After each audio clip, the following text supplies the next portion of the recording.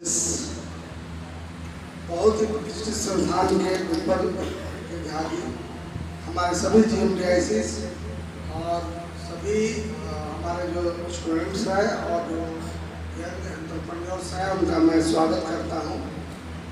दरअसल आइडिया से ही बदलाव लाया जा सकता है। आपने देखा होगा कि बिहार में इसको बढ़ावा देने के लिए उद्योग विभाग आगे आया है और आप सबको ये अवसर प्राप्त हो रहा है कि आप अपने आइडिया को मूर्त रूप में ला सकें। दरअसल जब हम कोई आइडिया कंसीव करते हैं तो उसको करने के लिए हमारे पास सीड मनी की बहुत कमी होती है। बच्चों के पास स्टार्टअप प्रारंभ करने के लिए बहुत कमी होती है और यंग जो हमारे एंटरप्रेन्योर होते हैं, यंग जो इंजीनियर्स होते हैं, उनके पास आइडियाज़ तो होते हैं, वो उसको स्टार्टअप में कन्वर्ट करने के लिए उनके पास सीड मनी की कमी होती है। इसी के लिए बिहार सरकार ने 10 लाख रुपये, उद्योग विभाग ने 10 लाख रुपये इंटरेस्ट फ्री आपको देने की व्यवस्था की है। ये अपने आप में एक अनूठा कदम है। पहले ऐसा नहीं था, ये परिवर्तित समय की मांग थी और उद्योग विभाग ने अपने आप को उसके लिए तैयार किया है। आप इसी बात से अंदाजा लगा सकते हैं कि स्टार्टअप्स लगाने के लिए स्टार्टअप कितने इम्पोर्टेंट हो गए हैं।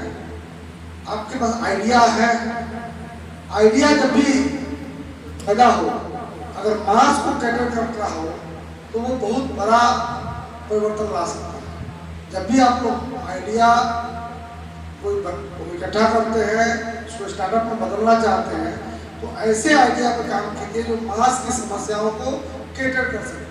आपने देखा होगा कई उदाहरण है सक्सेसफुल स्टार्टअप के, चाहे वो ओयो हो, ओला हो, उबर हो, कई प्रकार के हजारों हैं और उन सब ने मास की समस्याओं को दूर किया, एक प्लेटफॉर्म दिया जिसपे चीजें लोगों के लिए आसान हुई और उनके लिए वो अरबों का बिजनेस बन गया।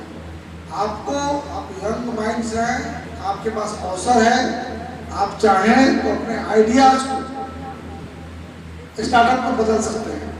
सिर्फ लोन लेना और उस पर कुछ करने से नहीं होने वाला। आपको उस तरह के जेन्युइन आइडियाज पैदा करने होंगे जो मास को कैटर कर सके। अभी बहुत सारे पिछले एक कॉलेज में मैं बच्चों से बात कर रहा था, जिस बीच भी मैं आऊँगा बहुत जल्द, अभी कुछ व्यस्तताएं हैं इसलिए मैं नहीं आ पा रहा हूँ। तो सभी बच्चों ने वही कहा कि डॉक्टर के अपॉइंटमेंट के लिए मैं ऐप बना रहा हूँ और ये अपॉइंटमेंट का ऐप बना रहा हूँ। दरअसल ये बहुत ज़्यादा स्केलेबल नहीं है, इसको बड़ा लेवल पे नहीं ले जा सकते और उसके लिए मेहनत बहुत ज़्यादा लगती है। अगर आप दो चीज़ का ध्यान रखें, एक उसकी स्केलेबिलिटी, कितना बड़ा किया जा सकता है, कितने बड़े मास को वो कैटर कर सकता है, और दूसरा उसका भविष्य क्या है। भविष्य यानी कि आप इसी बात से उदाहरण ले सकते हैं कि अभी अरविंद श्रीनिवास को कितने लोग इसमें जानते हैं।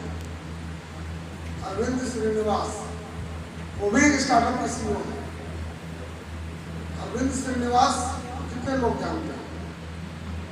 गूगल से अच्छा सर्च इंजन किसका काम कर रहा है बताओ। हाँ, उसके CEO कौन है? अरविंद श्रीनिवास।